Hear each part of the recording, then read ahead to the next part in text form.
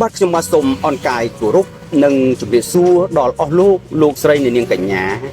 ពុកម៉ែបងប្អូនកូនក្មួយទាំងអស់គ្នាផងដែរបាទឆ្លៀតពេលទំនេរពីការងារខ្ញុំបាទក៏បានលើកយកនៅអត្ថបទមួយដែលមានចំណងជើងថាស៊ូតវ៉ាមិនខ្លាចស្លាប់ដែលមានអត្ថន័យនិងខ្លឹមសារដូចតទៅបាទភាពក្លាហានបានជំរុញទឹកចិត្តមនុស្សឲ្យមានការតស៊ូអត់ធន់ព្យាយាមនិងជំនះគ្រប់ឧបសគ្គទាំងអស់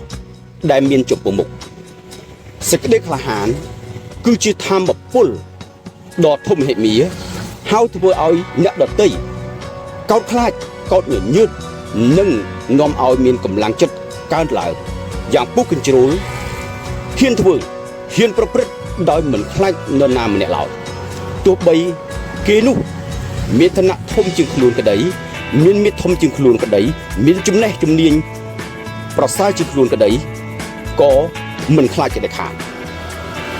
សេចក្តីក្លាហានបានជួយជំរុញទឹកចិត្តមនុស្សឲ្យហ៊ានប្រឆាំងហ៊ានតវ៉ារាល់អំពើដែលមិនគប្បីដែលកើតមានចំពោះខ្លួន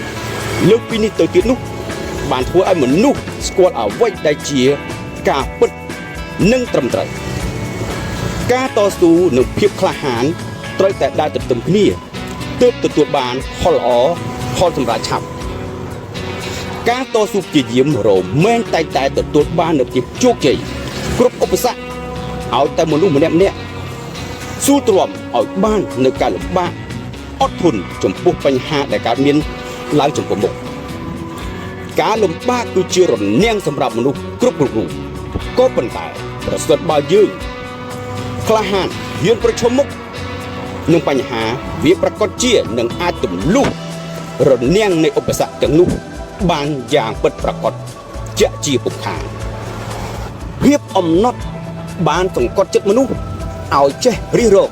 គ្រប់មធ្យោបាយសម្រាប់ដោះស្រាយរាល់បញ្ហាអ្វីមួយដែលប្រកបដោយឆន្ទៈដ៏មោះមុតក្នុងចិត្តមិនរាថយចំពោះបញ្ហា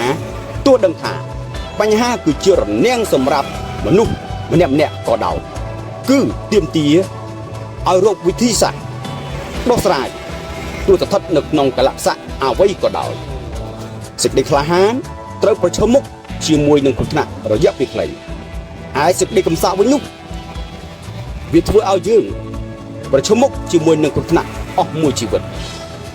ការដែលហ៊ានតវ៉ាតទល់តស៊ូប្រយុទ្ធប្រឆាំងហ៊ានរកបំរាស់ក្រោកឈរទៅមុខជាចរិតរបស់បុគ្គលក្លាហានភាពកំសាកបំផុតរបស់មនុស្សយើងគឺការឈប់ធ្វើសកម្មភាពនៅពេលដែលយើងជួបប្រទះនូវឧបសគ្គហើយមិនខិតខំប្រឹងប្រែងតស៊ូព្យាយាមធ្វើតទៅមុខទៀតដោយយល់ឃើញថាខ្លួនអស់ផ្លូវហើយចូលយើងយកបេះដូងរបស់វីរជនមកដាក់ក្នុងចិត្តរបស់ពួកយើងហើយប្រាថ្នាសូមឲ្យយើងមានសេចក្តីក្លាហានដូចពួកគេដែរសិទ្ធិសេរីភាពមិនមែនបានមកដោយការផ្ដល់ឲ្យនោះទេតែវាបានមកដោយការទាមទារតើយើងសុខចិត្តស្លាប់ហើយទុកឲ្យអ្នកជំនាន់ក្រោយរស់ឬយើងសុខចិត្តរស់ហើយទុកឲ្យអ្នកជំនាន់ក្រោយស្លាប់សំណួរតើយើងត្រូវជ្រើសរើសយកភាពកំសាកឬយកភាពក្លាហានមកដាក់ក្នុងជីវិតរបស់យើងជីវិតរបស់យើង